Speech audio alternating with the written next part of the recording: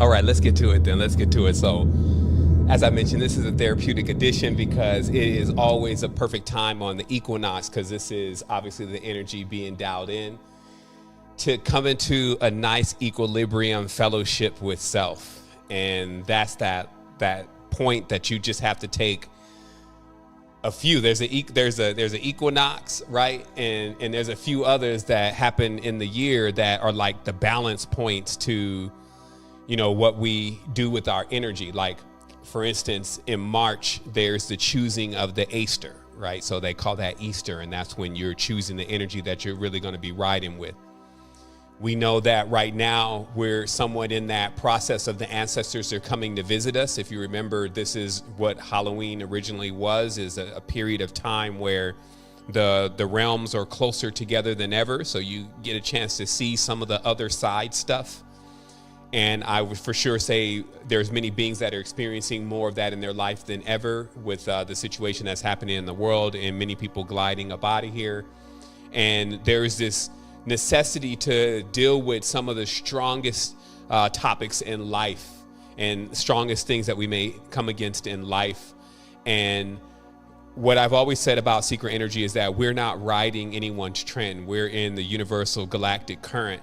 And what that does is it has us always on point with everything and not just being guided around and steered in this direction and that direction. So that's our true north. And so I want it to be very clear that means that when you do come into our space, you won't see a lot of conversations around CV. It's always abbreviation every time. And, just what's going on in the world, the controllers and all of that kind of thing, because we actually went into that so proficiently. We really gave the top-down experience of exactly what all of that's about. And then we decided to move on, and we moved on into action, and we moved on into actually manifesting and creating sovereignty in our lives, hence the term sovereignty mentorship. But from time to time, because things change, so you need to change with it. That's how the things in nature have existed the longest, is they know how to adapt. And so we wanted to make sure that it's also not taken for granted that we won't pause for a moment and address some of the deepest things that we're all experiencing in our lives right now, and harness the potential and the power of this collective to actually dissolve many of the kinks and the insecurities around some of these strong events. So I will say for the record that experience trumps everything. Someone that has had the experience, which we call our elders, are extremely instrumental to the process of not repeating oneself on a mission that is not going to work. Our ancestors, just as children, everything in life is basically debugging the realm. I heard something today, it was trying to explain what the soul really does, since the soul doesn't think as we consider thinking and have a brain and all this kind of stuff and these faculties, and how it utilizes every single thing that it comes across as a benefit. And just how it does this by that what's encased in the soul every time the soul is going through an experience is an awareness of what is the most optimal experience. And he explained it very simple. He said it's just like if someone was to punch themselves in the face, right? Like, it's already been ruled out inside of the consciousness that punching ourselves in the face has no benefit for us. Somebody may have tried that before, and it's written into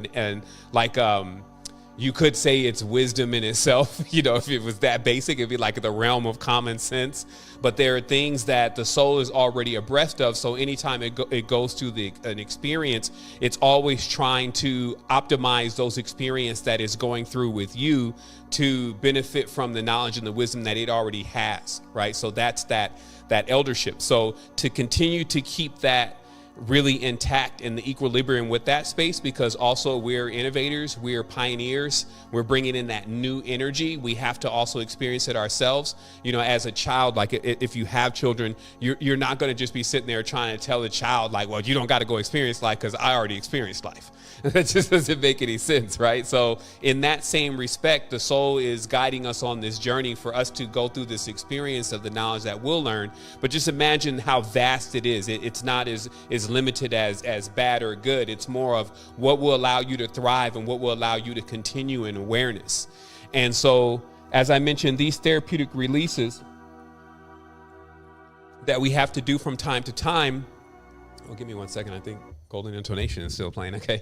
That's a therapeutic release in itself. But these therapeutic releases that we have to do from time to time, they align us with also the moment that we're in, because they have to be in real time. And something happened the other day. We actually got together with the soul coaches. It was quite a few of us, and our brother Curtis was chiming in about something that he actually experienced with a co-creator, and how he found himself in a space where he was not exactly aware of the solution for the person's issue, and how he was able to dial in intuitively that oftentimes when you're in that position, the greatest solution is to listen.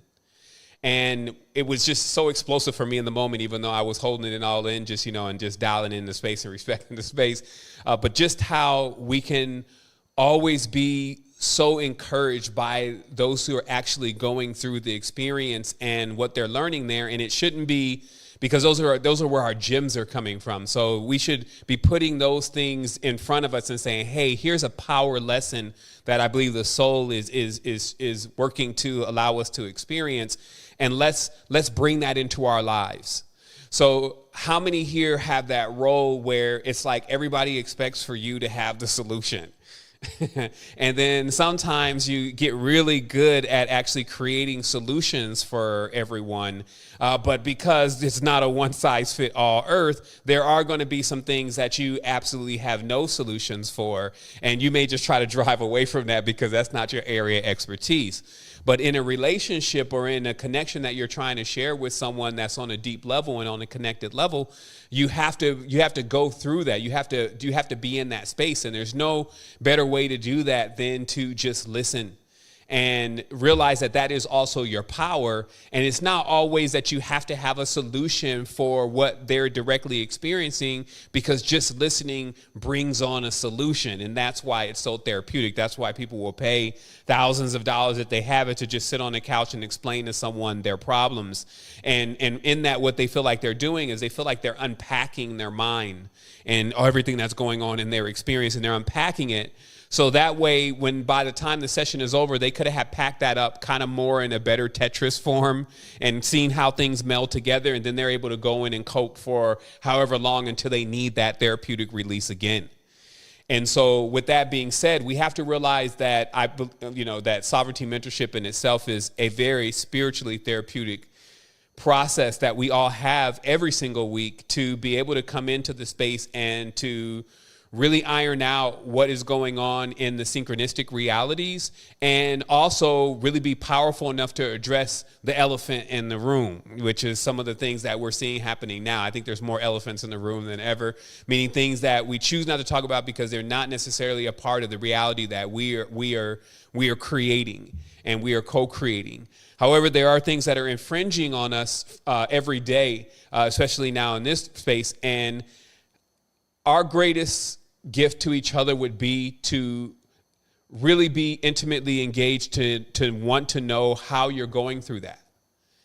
And also, our power is that as a collective, some may also be experiencing that same thing and already begin to apply certain solutions, whether those solutions are meditations, whether those solutions are actually on the ground and resources that they found.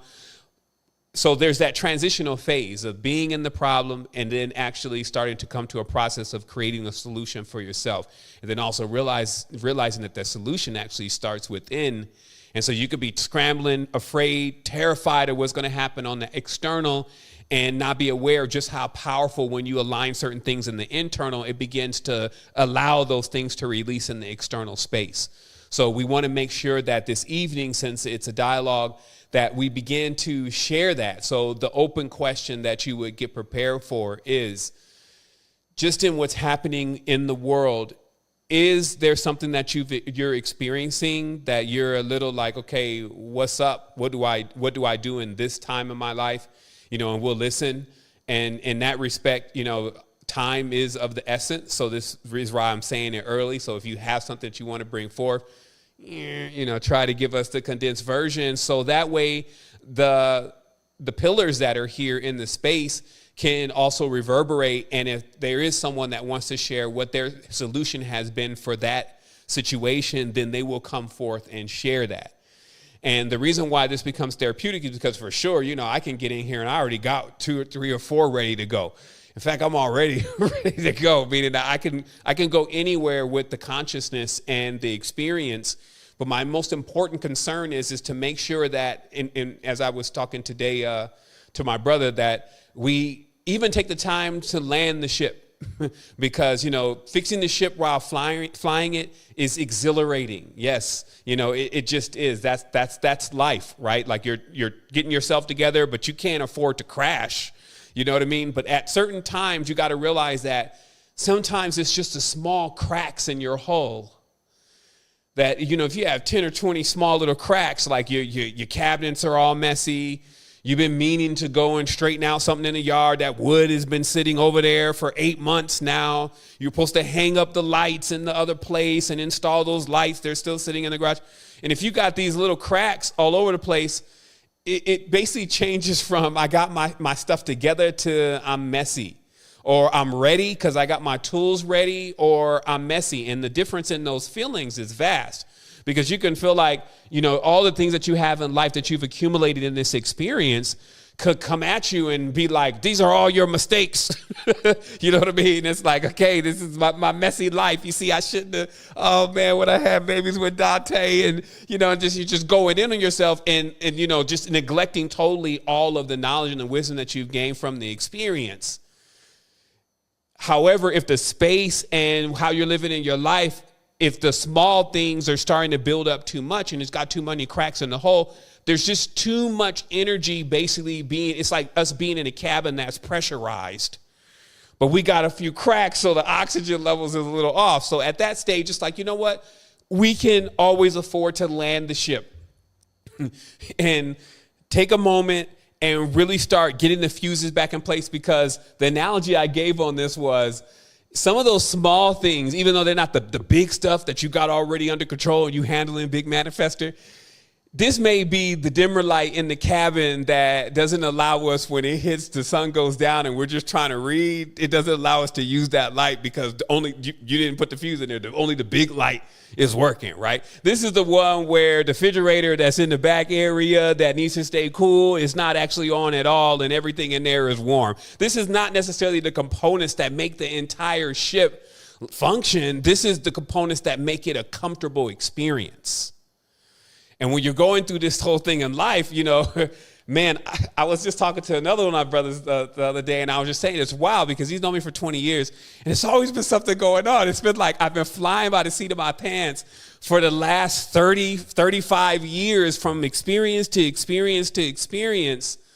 And it's like, okay, I got it now. All right, so what do we need to do? And it's like, well, okay, so just tie up the loose ends. It's very serious to the same thing that happens with the building. A building gets put together, and in that process, though, there's sheetrock all over the place, ladders all on the floor, the lights are all exposed, and the sockets are all exposed, and, there's different shades of paint all on the thing. And, so this is the condition. The walls are knocked out, there's holes, and that's the process of putting the work together. That's how it is. But when we're done, then we go ahead and we put that final, we put the carpet in, we, make the molding, we do those things. And that's really what's in order in life right now. Other than that, it's like you got exposed metal, and then, you got the wires are hanging out, and it's working. But is this the most optimal existence for you? Because you're also still responsible for making your existence like that. And if you wait on somebody else to give that to you, oh boy. Man, sometimes you'll be waiting. Now, of course, it attracts itself. So as you figure this out, then you'll find others practicing that same principle. And it seems like you're just continuously complimenting each other with it. Until then, it seems like everybody needs it and you are pretty much out of it and don't know where to get it from. And that's why you have to come in on yourself, because that's how you also, in turn, do the world one better, by coming in repaired completely, like yourself put together when you're coming into the space to actually assist others that you may have the responsibility for. But you cannot do that if you're not in order. Now, of course, we grow from each other, and there's many things that we're going to learn together, but it's good to do our best to make sure that we're entering in the space for that lesson as transparent and as clear as possible. And so the goal here then is to be you. Now, you may find yourself from time to time, especially in different situations, being something else for that moment. Have you ever, sometimes they call it the white voice. No offense, my melanin recessive, but the white voice is like, you get on the phone and now it's time for the bill to be paid and you need an extra. Hello, is Jane there? Yes, this is Bill. I just wanted to inform you that due to the situation that has been occurring with the virus and the backlog of and so you just get in and you start talking professional all of a sudden. But then when the homies come around, it's like, yo, what's good? Shoot, man, you know what it is. So you have all these different personalities that dial in, and everybody come to the camera bust. When they come around, it's like, yo, he's, we're working with the bokeh here. As you see, it's 12.5, 11 inches on the millimeter, blah, blah. There, so there's these modes that we're shifting through.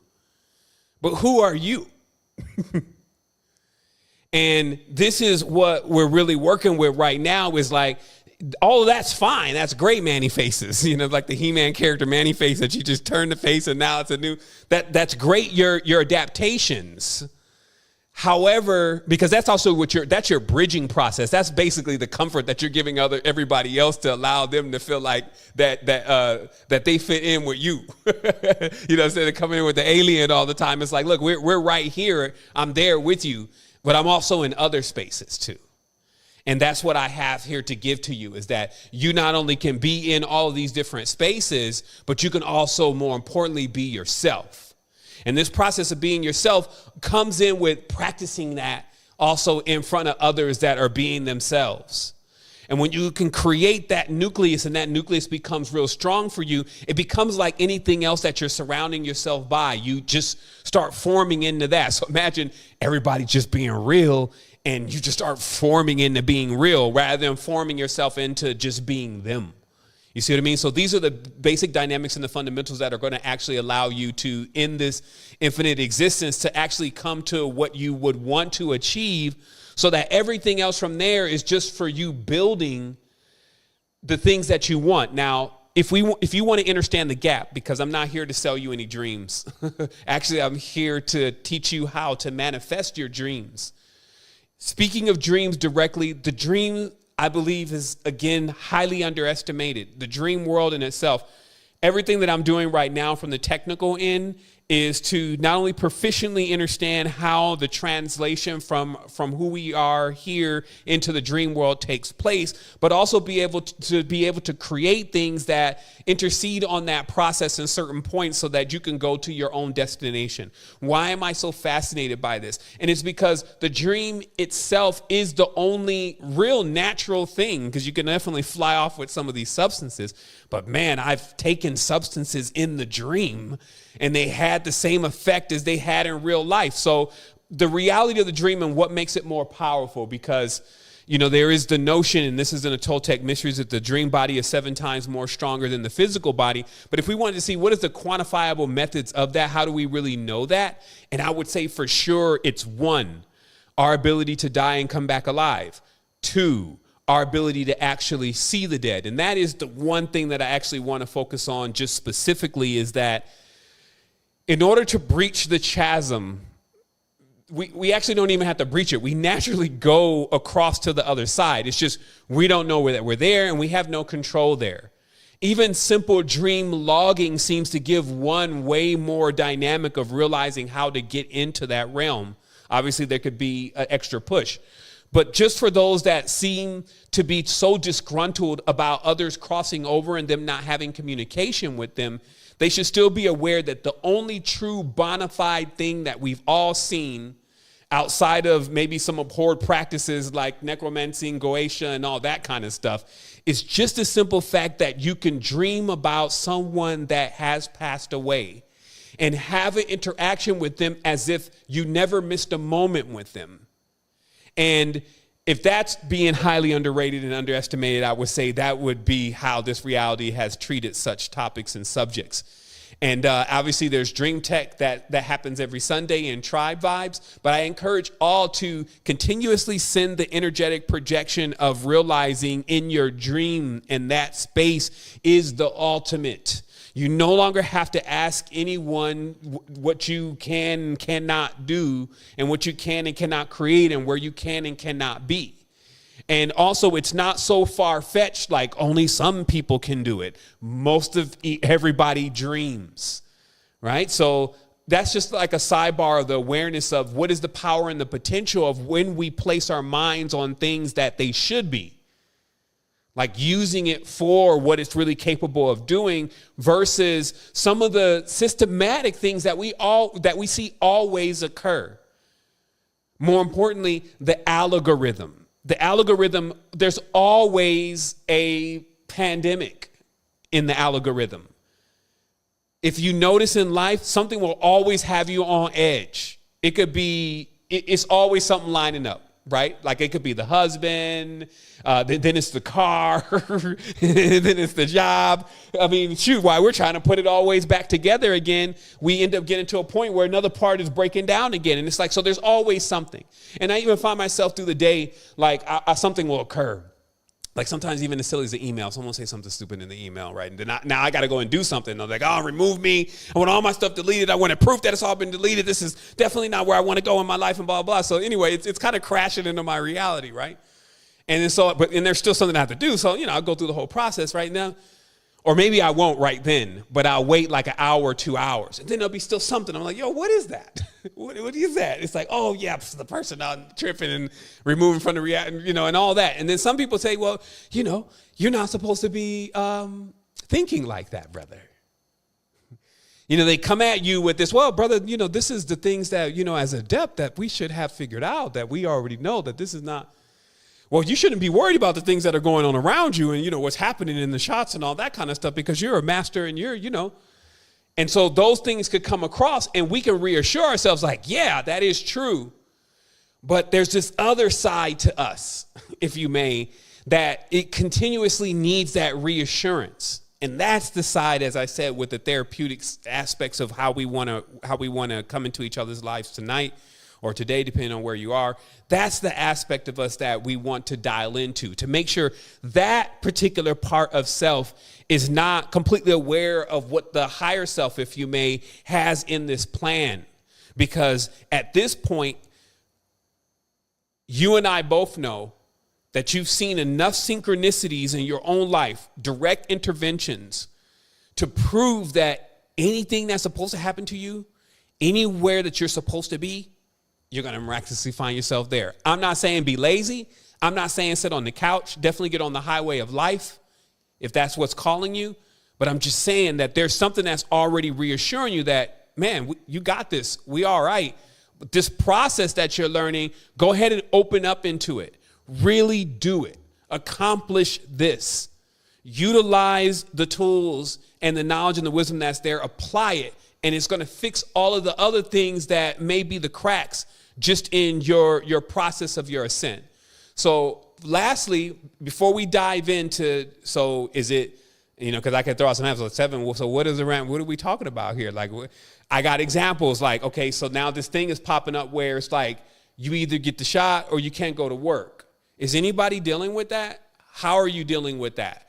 This whole travel thing, like there's certain places that are just almost off limits. And it's like, am I still going to see Tahiti this life? Or, where am I really at with that? Do I bungee or what? Black swans, political money printing and all this kind of stuff. Where am I really at with that? And how is that impacting me? Right. So these are some examples, because we need these first steps of understanding how to create your own space, whether they want to call it a bubble or not.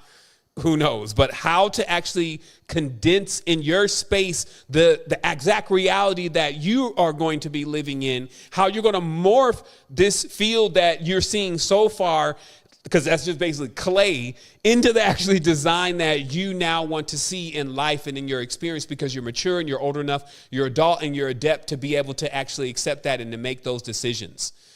Now, one final thing here. What kept coming across once again, it started 3 days ago, and it was about,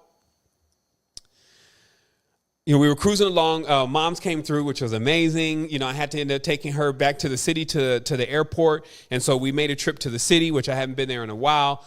And we had drove by one of these, big buildings, ours, she's definitely inquisitive about everything. She's, wow, she's looking at this building and she's like, wow, this building's pretty big. It must be like 2 stories.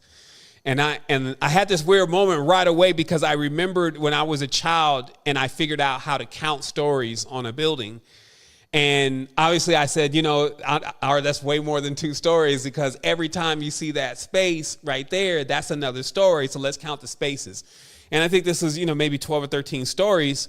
And so I just, went through that moment, as if with the gift of having children, you get a chance to see that, wow, we're really going through these same processes. I'm pretty sure every time she sees a big building for a while, she's going to count the stories, because that's what I was doing. But then something else dialed in and deeper, and it said, just as giving it a voice and giving it a name, it's like, hey, Seven, why do you think they call it stories?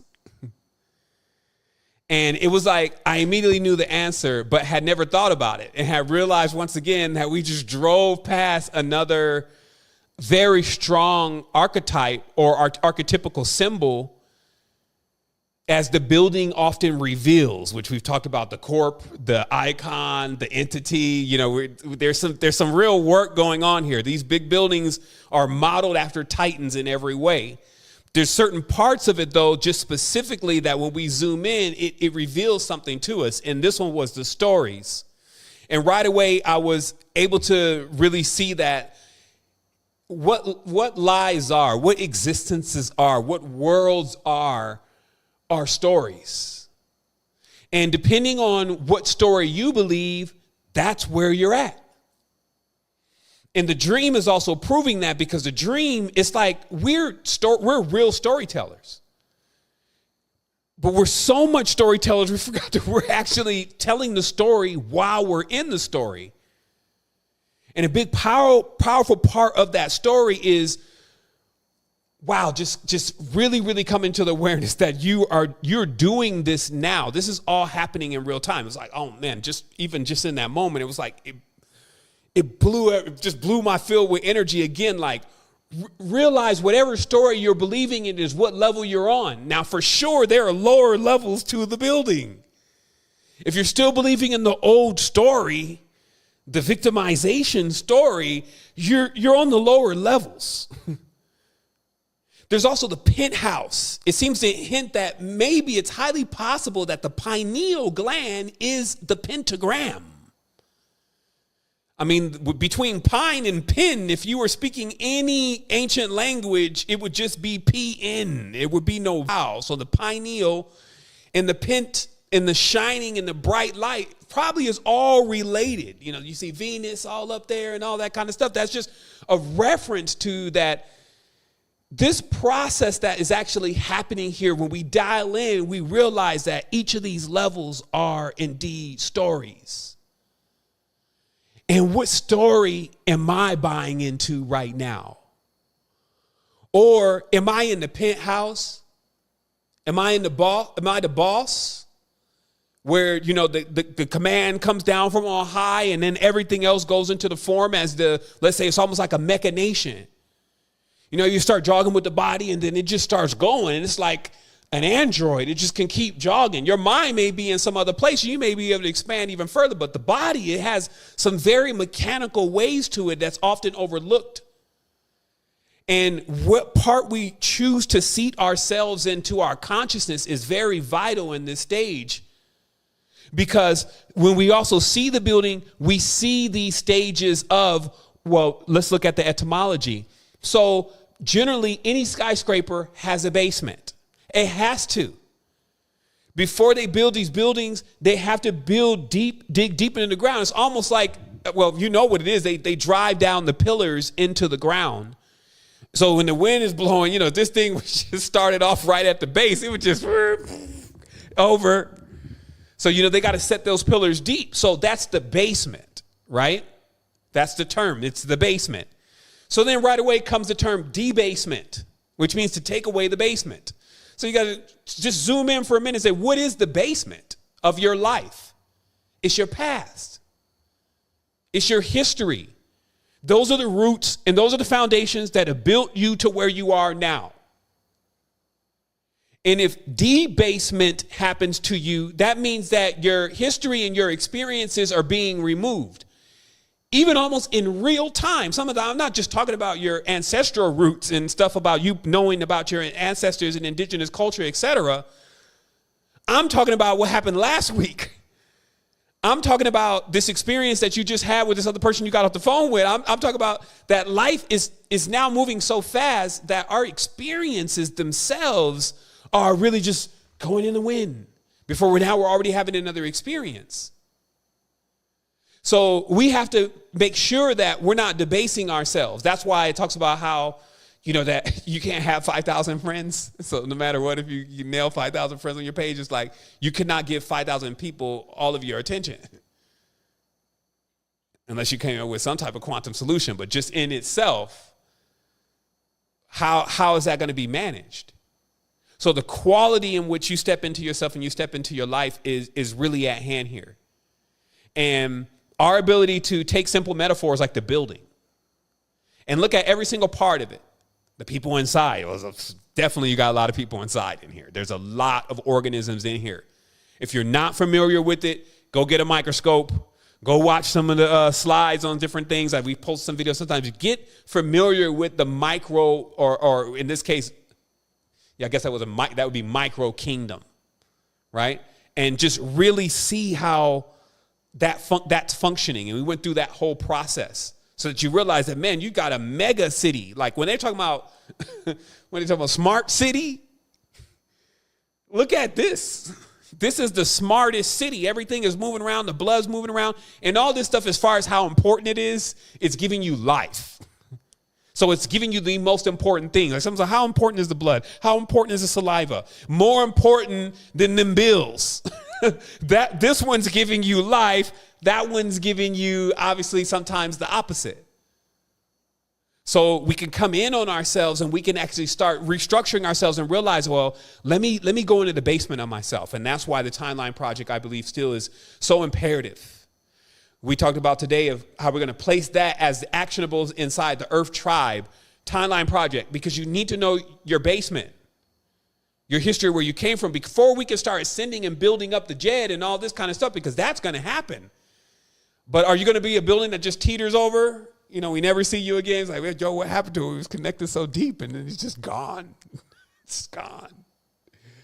You know what I mean? And it's just like, but you see the process, and you realize that happens when, hey, I'm dealing with myself. So again, is it I'm ready? So when you go into the basement, what is the going? Okay, so let's go even deeper. What is going into the basement about?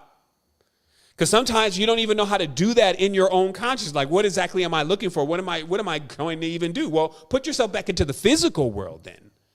And in the physical world, what is in the basement of most people's house? Everything that they want to keep and not give away, and they cannot sell generally. It does not really have the same value, even though that you paid for it in some way, shape, or form. And it's, you know what I mean? Look at the whole energy around things that you just refuse to get rid of, and now there's like a storage space for them. That's the basement. And a lot of times, because I feel like, we're kind of collectors in that way, there are things that we just lost. We're like, man, I don't even know where that is anymore, especially when the basement starts getting big. Or these areas start getting big, and then it becomes what I call messy. It starts, that's like the closet where, you got to force the closet closed, and you open it up and stuff just start falling out, like underneath the sink, the makeup cabinet, all this kind of stuff. And it's just like, okay, that's in the basement. That's the past. That's history. Do I remember what is there? And we talked about that. Man, there were so many things in life. It was crazy that when we went through the Timeline Project, just follow the timeline template, there were things that we thought went a certain way. It's like the mind has this way of reshaping what actually happened in certain moments for whatever reason. That was the thing. We found that it wasn't even like the mind altered to avoid the experience of the pain. It was like even certain parts of that weren't even correct. It's like, no, actually, I wasn't in the car. I was in the house. Why did I think I was in the car? And you just find that some of the peak points in your life are not exactly as you experienced them. So you literally have to go into the basement and reorganize again and realize what's happening and where you came from, right? And then that gives you a fresh. I had to do that a week ago. I've definitely reached what they say, the third stage of burnout, and then reignited the whole entire thing again. It's like there you go through these phases where it's like, okay, well, how much more longer? You feel like the Hebrews being whipped. It's like, how much more longer? You know, like it happens, meaning that if it's not supposed to happen, if it doesn't happen, let me know if you're not going through that. Some people are like, well, no, brother, I'm not going through that in my life. And that's what I'm saying, that other part of us. It does know how to, it's like a lottery ticket. It knows how to dream on that tomorrow we may be win the lottery off these numbers that we've been playing for the last 5 years. It has this voyeuristic happiness, better days. That's what I was saying. Like our ancestors, they were driven. They began to build who they were on the reality of how durable they were. So saying, you know, grandma, you know, she took care of 20 of us. You know what I mean? And she walked 10 miles to school. They didn't have buses in her day. There was like, you know, and then it just goes on and on and on. And you're just like, damn, based on how grandma's built, you know, like grandma's a hard body. And then we're like looking at where we're at right now. And you even thump a cat and you, hurt. You know, we catch a cold. Oh, I'm going to die. Oh, shit, this is it for me. Let me write my will. And it's like, okay, well, wait a minute. Are you in, what floor are you on first in your projection? What is your story? And is that taking you to the penthouse? Or does it have you still in the mailroom?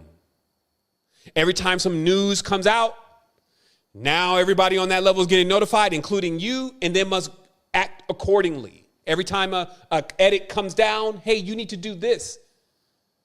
But what I'm saying is that's happening first internally.